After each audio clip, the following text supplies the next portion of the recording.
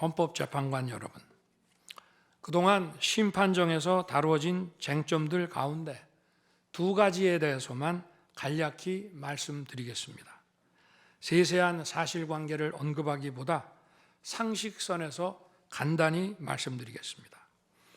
우선 제가 국회의원을 체포하거나 본회의장에서 끌어내라고 했다는 것입니다. 정말 터무니없는 얘기입니다. 상식적으로 이렇게 해서 도대체 뭘 어떻게 하겠습니까? 의원들을 체포하고 끌어내서 계엄 해제를 늦추거나 막는다 한들 방송으로 온 국민과 전 세계가 지켜보고 있는데 그 다음에 뭘 어떻게 하겠습니까? 계엄 당일 국회의장의 발언대로 국회는 어디서든 본회의를 열어 계엄 해제를 의결할 수 있습니다. 영화나 소설에 나오기도 하지만 현실적으로 이런 일을 하려면 군으로 국가를 완전히 장악하는 계획과 정치 프로그램을 미리 가지고 있어야 합니다.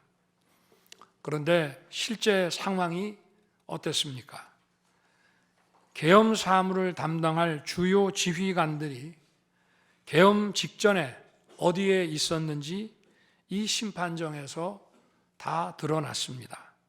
장관 재가를 받아 지방 휴가를 가거나 부부 동반 만찬, 간부 만찬 회식을 하다가 대통령의 계엄 선포 직후에야 국방장관으로부터 업무 지시를 받았습니다.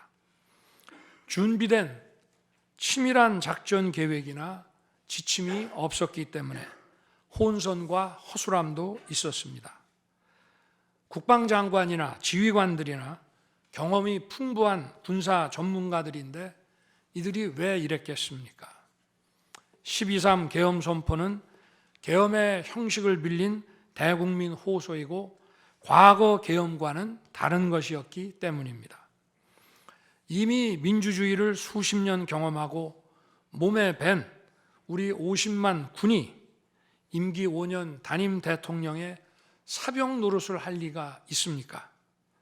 제가 비상계엄을 선포한 이유는 오로지 주권자인 국민들에게 국회의 망국적 독재로 나라가 위기에 빠졌으니 이를 직시하고 감시와 비판의 견제를 직접 해달라는 것이었습니다. 공화국의 대의제 위기에 헌법 제정 권력인 주권자가 직접 나서야 한다는 호소였습니다. 의원을 체포하거나 끌어내라고 했다는 주장은 국회에 280명의 질서유지 병력만 계비간 상태에서 앞뒤가 맞지 않는 얘기입니다. 국회가 비어있는 주말도 아니고 회기 중인 평일에 이런 병력으로 터무니없는 얘기입니다. 의원만 300명이고 직원들과 보좌진을 합치면 몇천 명이 넘습니다. TV 생중계를 보더라도 계엄 선포 후 얼마 지나지 않아 이미 국회 마당과 본관에는 수천 명의 국회 관계자와 민간인들이 들어왔습니다.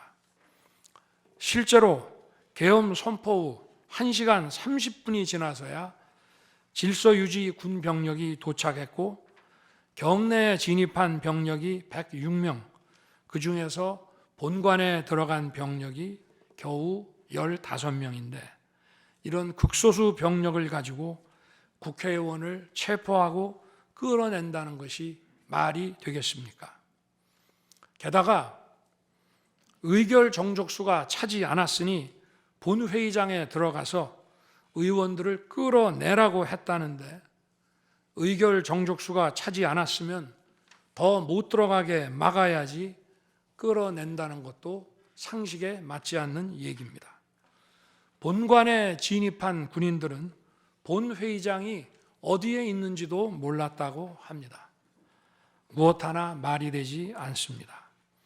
단 한 사람도 끌려 나오거나 체포된 일이 없었으며 군인이 민간인들에게 폭행당한 일은 있어도 민간인을 폭행하거나 위해를 가한 일은 한 건도 없었습니다. 실제로 일어나지도 않았고 일어날 수도 없는 불가능한 일에 대해 이런 주장을 하는 것은 지난번에도 말씀드렸지만 그야말로 호수 위에 비친 달빛을 건져 내려는 것과 같은 허황된 것입니다.